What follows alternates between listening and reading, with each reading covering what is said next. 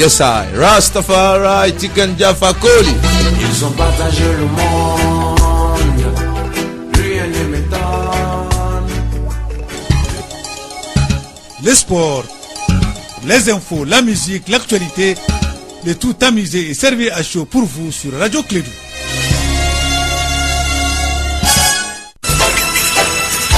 Radio Clédou, le journal avec Sotelma Malitaire. Mesdames et messieurs, fidèles auditeurs et conscients de Clédou et l'ensemble du réseau, bonjour à vous et bienvenue. Aujourd'hui est un jour et demain un autre jour. Les jours suivent mais ne ressemblent jamais. Il y a eu hier, il y aura aujourd'hui, il y aura demain. Dans tous les cas, papa et moi, nous sommes là aujourd'hui. Demain appartient à Dieu. On verra si demain nous serons là, nous parlerons d'autres choses. Mais aujourd'hui, c'est le journal. Première édition de la matinale de Clédou. Le jour, c'est jeudi, le 8 décembre de l'an 2016. Il est 7h en temps universel. Papa, bonjour. Bonjour Abdoulaye Ondan. Bienvenue, bon réveil. Merci beaucoup. Vous allez bien présenter le journal? Tout à fait. C'est le premier juré? Oui, et demain on sera là, Inch'Allah. Et vous avez le microphone. Bon réveil à tous, on vous embarque à présent dans l'univers des informations. Allez, c'est parti. Le procès du putschiste malien et co-accusé s'annonce très tendu à Sikasso. La cour d'assises peine à ouvrir le fond du dossier. Selon la défense, elle doit déclarer son incompétence, tenir compte des violations de la procédure et renvoyer le dossier à une nouvelle session tout en accordant une liberté provisoire aux accusés. Depuis le lundi dernier, les élèves des écoles fondamentales et secondaires sont à la maison en raison d'une grève des enseignants. Ils réclament entre autres l'harmonisation des salaires avec ceux de leurs confrères de la sous-région, l'adoption des statuts autonomes pour l'enseignant, les précisions dans ce journal. Lutte contre les violences basées sur le genre, les leaders religieux mis à contribution. Il s'agit à travers une session de formation de mobiliser les leaders religieux pour une implication accrue dans la lutte contre toute forme de violence à l'égard des femmes et filles au Mali, d'informer les décideurs politiques sur l'ampleur du phénomène au Mali et les actions engagées ainsi que les résultats atteints. Actualité hors de chez nous, le chef du gouvernement italien Matteo Renzi a finalement démissionné juste après l'adoption définitive de la loi de budget 2017. Il va gérer pour l'instant les affaires courantes durant ces prochains jours de consultation destinés à trouver la meilleure solution possible à la demande du président de la République Sergio Mattarella. 6 pays dont la France et les États-Unis ont réclamé un cessez-le-feu immédiat dans la ville d'Alep. Ils appellent la Russie et l'Iran à user de leur influence pour convaincre Damas d'approuver le plan de l'ONU.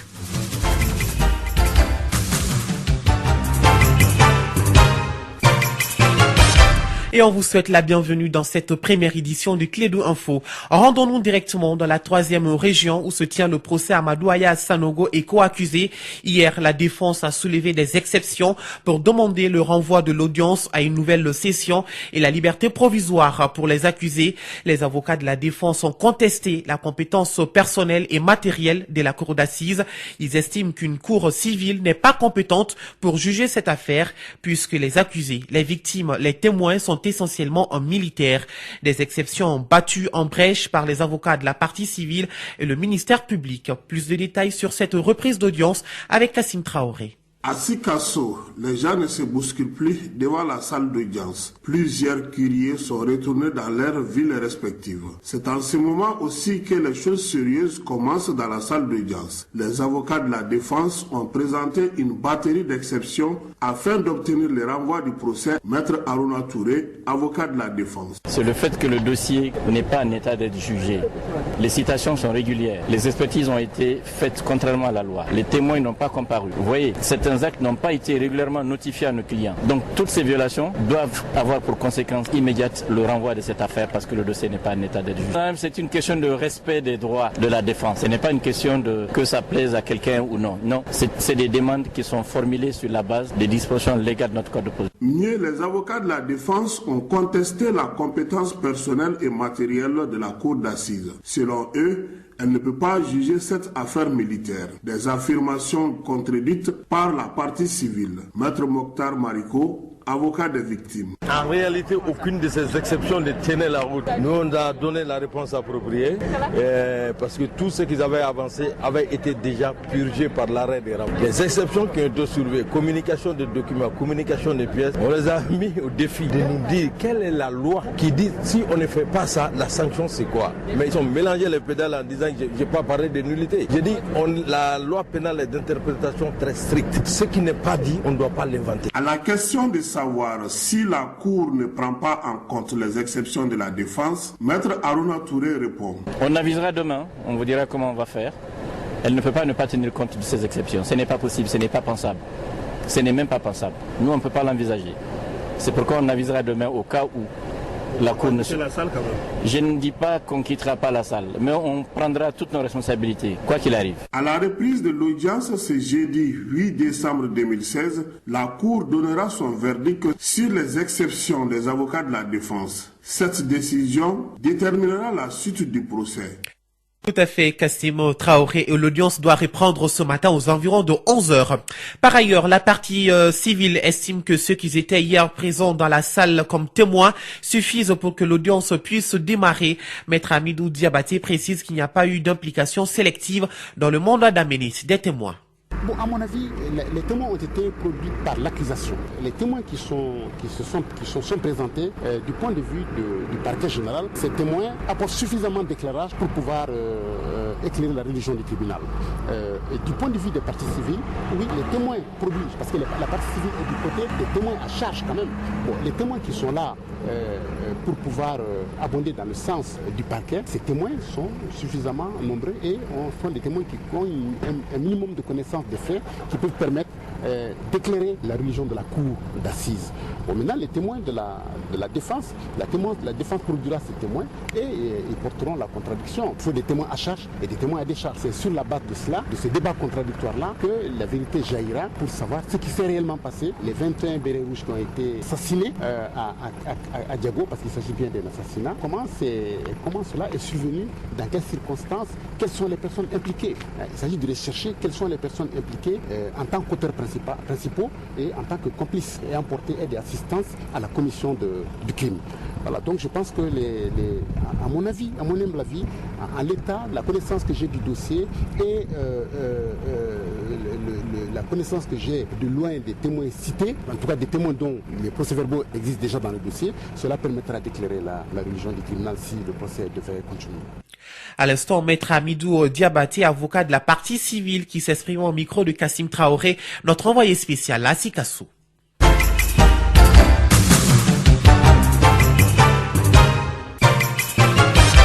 Changeant de registre, grève des enseignants, ils réclament entre autres l'harmonisation des salaires avec ceux de leurs confrères de la sous-région, l'adoption des statuts autonomes pour l'enseignant.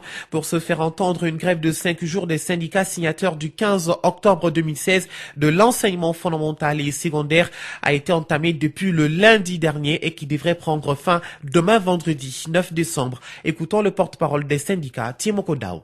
Alors, nous avons 6 points pour ce préavis. Le premier point, c'est l'adoption d'un statut autonome de l'enseignant. Le deuxième point, l'harmonisation des salaires des enseignants maliens avec ceux de la sous-région. Le troisième point, l'adoption d'une carte scolaire à l'enseignement fondamental, secondaire et la construction d'écoles publiques. Le quatrième point, la généralisation du curriculum, la prise des mesures d'accompagnement pour la mise en œuvre de l'approche par compétences et la réintroduction de l'examen d'entrée en 7e année. 5. Le respect strict des textes régissant la mutation. Et le dernier point, l'augmentation de l'indemnité de responsabilité pour les enseignants de catégorie A, B et C. Est-ce que vous avez entamé des négociations avec la partie gouvernementale? Oui, nous avons fait 2 séances de négociation, mercredi et jeudi. Et ces séances de négociation se sont soldées par 2 accords, le 4e et le 5e point, 3 désaccords, le premier point, le deuxième point et le dernier, et le troisième point était un accord partiel. Donc dans l'ensemble, nous avons beaucoup de désaccords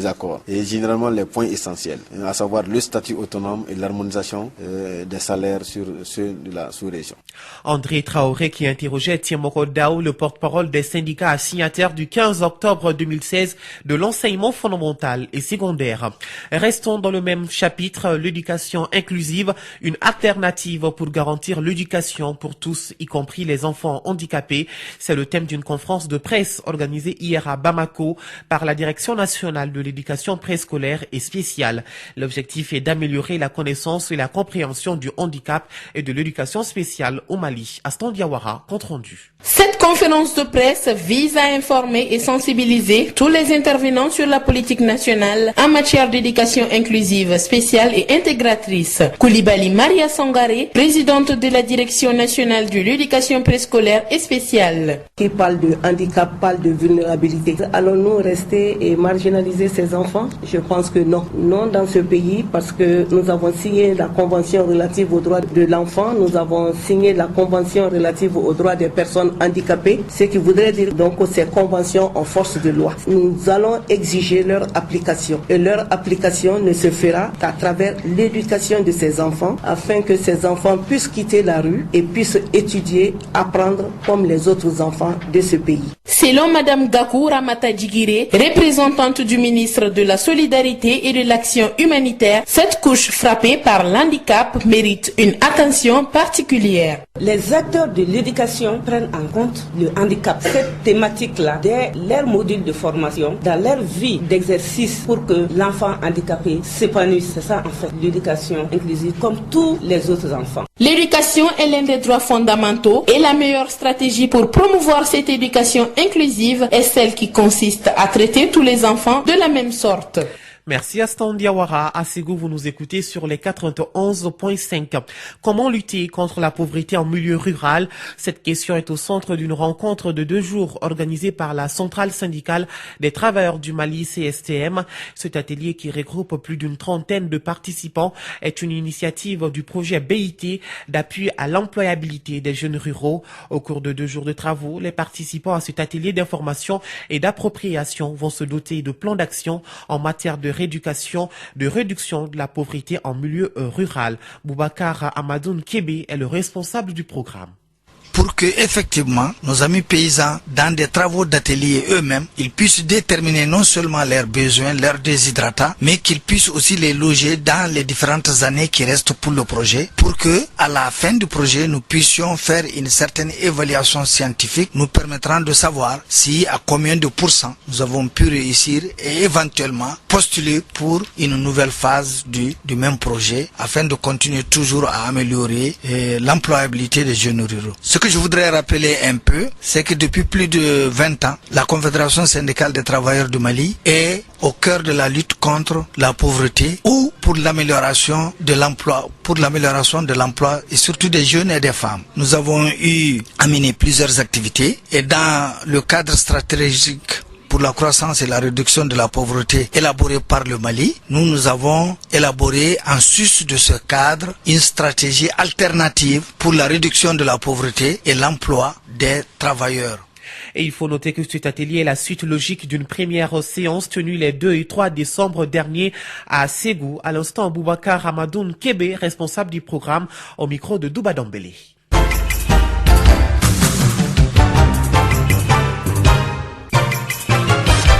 Actualité étrangère à présent, le Burkina Faso s'est vu promettre 12,7 milliards d'euros pour financer son plan de développement quinquennal 2016-2020 hier à Paris. Les partenaires techniques et financiers dont la Banque mondiale, le FMI, mais aussi les institutions de l'ONU et les pays amis se sont engagés à assister les jeunes autorités du Burkina Faso dans leur ambitieux programme de développement. Les quelques 15,7 millions d'électeurs ghanéens ont voté pour départager les 7 candidats à la présidentielle. Les bureaux de vote ont fermé depuis 17 heures. Le président sortant, John Dramani Mahama, sollicite un second mandat de 4 ans dans un contexte de ralentissement économique. Les résultats du scrutin, également législatif, devraient être connus ce soir. En France, Jérôme Kazuak sera fixé sur son sort ce matin. 4 ans après avoir déclenché le plus retentissant scandale du quinquennat, l'ancien ministre du budget qui avait des comptes cachés à l'étranger sera de nouveau face au tribunal qui va rendre son jugement. La démission formelle de Matteo Renzi après l'adoption définitive de la loi de budget 2017 ouvre tout aussi formellement la crise du gouvernement. Le président de la République, Sergio Mattarella, a accepté sa démission simple et non irrévocable, sous réserve, invitant le président du Conseil démissionnaire à gérer les affaires courantes durant ces prochains jours de consultation destinés à trouver la meilleure solution possible. Je vous l'annonce également dans les titres. Face à l'offensive menée à Alep par les forces gouvernementales syriennes, l'impuissance des pays proches de l'opposition syrienne est évidente. Malgré tout, ces pays n'ont pas abandonné tout espoir de parvenir à un cessez-le-feu. C'est le sens de l'appel lancé par la France et par 5 autres pays occidentaux, dont les États-Unis. La déclaration est signée par la France et les États-Unis, mais aussi par l'Allemagne, l'Italie et le Royaume-Uni et le Canada. Les 6 pays réclament d'abord un cessez-le-feu immédiat devant la catastrophe humanitaire qui se déroule à Alep. L'armée irakienne progresse difficilement vers le cœur de la ville de Mossoul. D'après des sources militaires, la 9e division est entrée dans le quartier Al-Salam où elle aurait pris le contrôle d'un centre de commandement de l'organisation État islamique. Mais comme après chaque progression, les troupes irakiennes se retrouvent encerclées par les djihadistes. Et pour terminer, l'invitation avait été envoyée par les canaux diplomatiques. La France conviait les dirigeants israéliens et palestiniens à se rencontrer à Paris à la fin du mois de décembre en marge d'une conférence que l'exécutif français veut organiser sur son initiative de paix pour le Proche-Orient. Mais le projet semble mal engagé. La réponse est venue hier soir lors d'une conversation téléphonique entre François Hollande et Benjamin Netanyahou. Le premier ministre israélien rejette une fois encore l'invitation française.